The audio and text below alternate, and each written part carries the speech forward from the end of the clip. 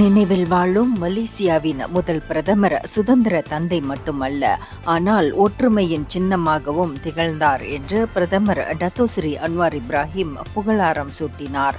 துங்குவின் பிறந்த நாளை முன்னிட்டு தம்முடைய ஃபேஸ்புக்கில் இடப்பட்டிருக்கும் ஒரு பதிவில், மலேசியாவில் வாழும் பல இனங்களை ஒரே தேசிய அடையாளத்தின் கீழ் கொண்டு வந்த மாமனிதர் என்று அன்வார் குறிப்பிட்டார்.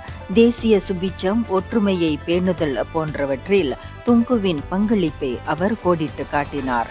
அமைதி, நிலைத்தன்மைக்கு அவர் காட்டிய அசைக்க முடியாத கடப்பாடு மலேசியர்களுக்கு தொடர்ந்து எழுச்சியை தர வேண்டும். மலேசிய மடானி பாதையில் நாம் இப்போது பயணித்துக் கொண்டிருக்கிறோம். இந்த பயணத்தில் ஒற்றுமை, உயர்நெறி, அனைவருக்குமான நீதி, சமத்துவம் ஆகியவற்றை கட்டிக்காத்த துங்கு காட்டிய வழியை பின்பற்றுவோம் என்று பிரதமர் அன்வார் மலேசியர்களை கேட்டுக்கொண்டார். இந்தியர்களின் இதய குரல் மக்களோசை.